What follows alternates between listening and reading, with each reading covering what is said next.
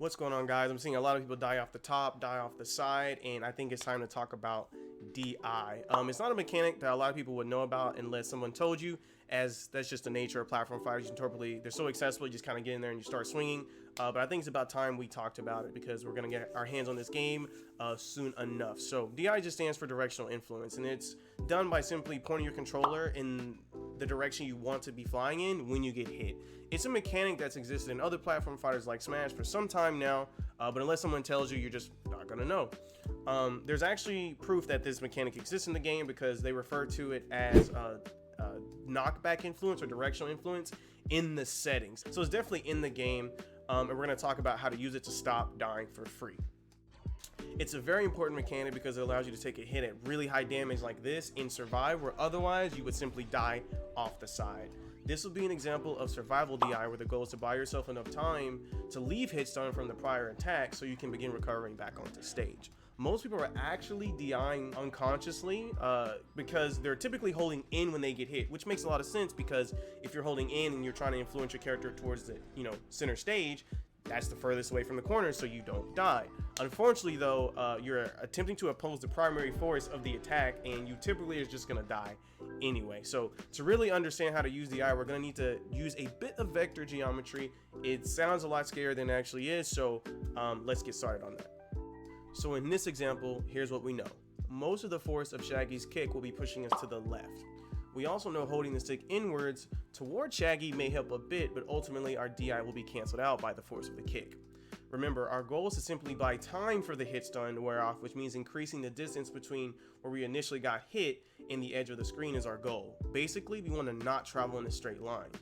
And we know the furthest point from center stage will always going to be the corners of the screen, so that's what we're going to aim for. But with a little understanding of vector geometry, we're gonna know if we just aim up and to the left, all we're gonna do is kind of help Shaggy kill us. What we wanna do is use our DI to add an additional vector going upward, and then we'll get a resultant vector like this. This will allow yourself the most travel time possible so that the hit stun can wear off and you can safely recover back to stage. Now, naturally, there's gonna be all kinds of attacks in the game that will send you at different trajectories, and you're gonna hit all kinds of terrains, but you'll generally want to do this, whether you're getting hit vertically or horizontally.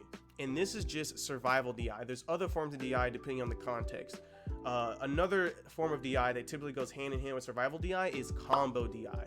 This is typically not revolving around moves with high knockback, but moves with low knockback. So let's talk about that a bit. So the idea with combo DI is to get out of your opponent's combo structure, and just like survival DI, holding in for dear life is the last thing you want to do most of the time.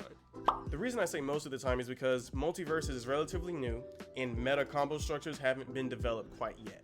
So the general guideline here is to simply aim outward and maybe slightly upward away from your opponent. This will force them to make adjustments mid-combo, which is pretty hard to do because in this game they don't give you a lot of hit stun to work with. Be careful though, because oftentimes combo DI will conflict with survival DI, and if your opponent switches up their combo structure and instead goes for a move with high knockback, you're basically helping them kill you by holding out and up. And remember, this is also a 2v2 game, so if you get caught holding out and up when their teammate comes and hits you with the wombo combo, now you're actually dead for free. So you got to be very careful. But now that you're aware of both, now you can learn how to do this delicate dance that us veterans of the platform fighter genre have been doing a long time between survival DI and combo DI. There are even more forms of DI depending on the context, but just mastering these two will allow you to survive a lot more. Let me know if you guys are living longer down in the comments, and if you want to see more deep dives like this, be sure to share the vid with friends and family, smash the like button and subscribe to the channel. It all really helps. See you guys all again for the next video.